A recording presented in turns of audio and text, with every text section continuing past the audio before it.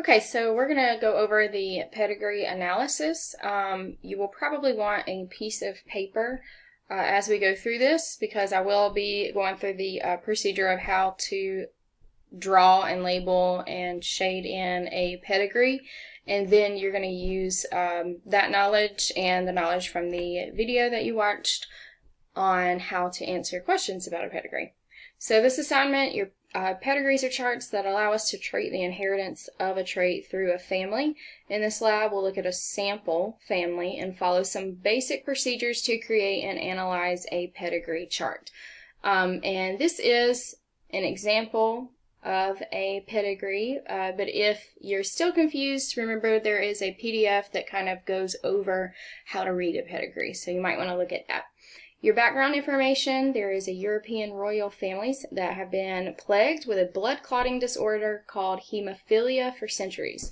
It's a sex-linked recessive disorder. So that means that it's going to be on either the X or the Y chromosome, and in this case, it's on the X chromosome. And remember, recessive means that it's going to get that little letter. Individuals that have hemophilia often breed freely with only minor injuries. You're going to use the sample pedigree in figure 1, which is this over here, and pedigree symbols from figure 2 as you follow the procedures below. And then here's figure 2 that shows you those symbols. So again, you may want to go ahead and grab a sheet of paper while we go through this. All right. Queen Victoria of England married her husband Albert and had 10 children. Okay, 5 girls and 5 boys. Draw the appropriate symbols for the queen, her husband, and their children. Offspring symbols are drawn in order of birth from left to right. Okay, so my female is a circle, and her husband a square. And they're married and they had offspring, so I'm going to draw a line in between them. And I'm going to switch out my marker real quick because that one is not working too well. Okay, so Queen Victoria here, married to Albert. And it says they had 5 girls first and then 5 boys. So I'm going to draw a line down, and I'm going to do 5 circles in a row for those 5 girls. So 1, 2, 3, 4, 5, and then 5 boys. 1, 2, 3, 4, 5. Okay, and then I'm going to show that they branch off of Queen Victoria and her husband.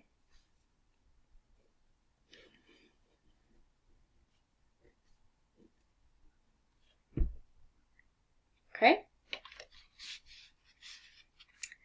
Of the girls, the last 2, so these 2 right here, were carriers of hemophilia, but they didn't have the disorder. Okay, carriers of hemophilia. Okay, so if you go back to your key in figure 2,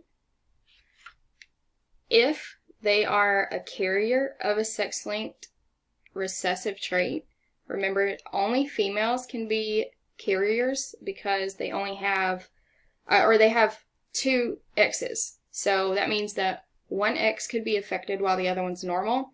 Males only have 1 X, so if the X that they have is affected, then they're going to have that disorder, or they're going to show that trait. Okay, so it said 2 of the girls were carriers, so that means the last 2, I'm going to shade in just like that. So go back over here.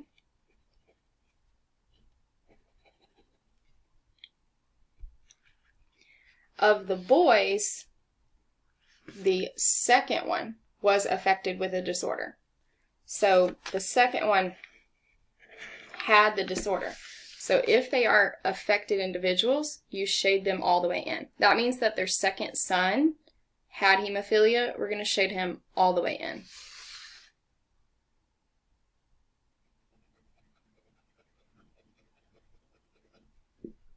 and the others unaffected. Shade the children appropriately.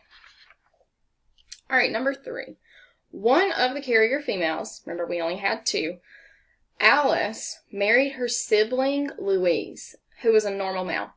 The 2 were closest in age, but this was a consanguineous marriage. They had 6 children, 5 girls, and then 1 boy. Indicate the marriage and draw in their children. Okay, so remember we only had 2 carriers, and then only 1 son was affected. So when it says that they were closest in age, it's going to be these 2 right here. So remember, I'll put their names in. This was Queen Victoria. This was Albert. So that means that this is Alice and this is Louise. Okay? They had 6 children, 5 girls, and then 1 boy. So remember, we're going to draw a line down here, and I'm going to do 1, 2, 3, 4, 5 girls, 1 boy. And I'm going to branch those off. Okay? Of the girls, the first 2 were carriers. Remember, females can be carriers, and we shade them half in. Their names were Irene and Alex. So I'm going to go ahead and put their names. They had 1 boy with hemophilia. His name was Fred, and he died of hemophilia. Shade these children inappropriately. So the only boy that they had hemophilia. His name was Fred, and he died. Sad, sad. Alex married Nicholas Romanov II of Russia. They had 5 children, 4 girls, and then 1 boy. Okay, so I'm going to bring her right here, and I'm going to branch her with her male, and his name was Nicholas. They had 4 girls, 1, 2, 3, 4, 1 boy. And I'm going to branch those off.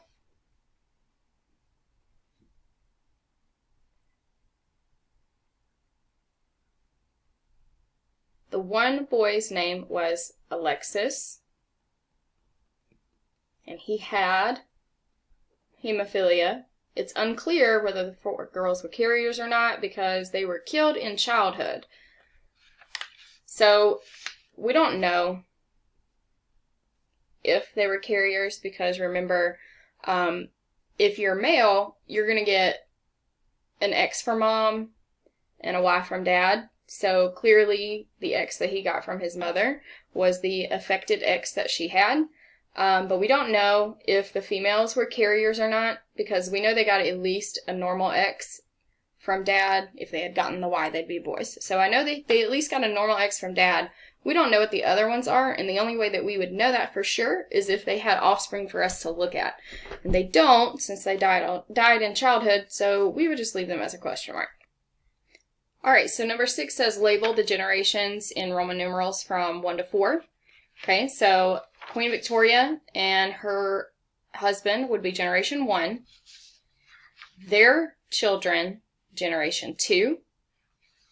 Their children's children, so we're talking about the Queen's grandchildren, generation 3. And then her great-grandchildren, so remember this was Nicholas and Alex's children. So this would be your generation 4 here.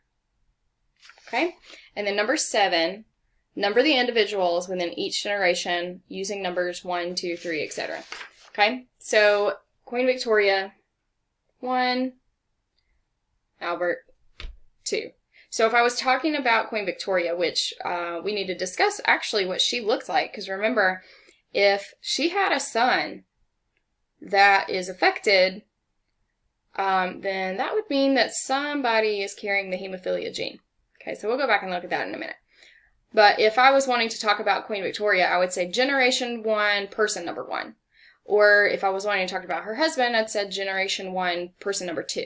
Okay, so that's why we go back through and number these. These are your Roman numerals here, and then these are just your person numbers. Okay, so then in generation 2, remember they had 10 kids, 5 girls, 5 boys. So I would say 1, 2, 3, 4. Alice was 5, Louise was 6, the son that had hemophilia, 7, 8, 9, and then 10. All right, and then generation 3, you had 1, 2, 3, 4, 5, and 6. So remember,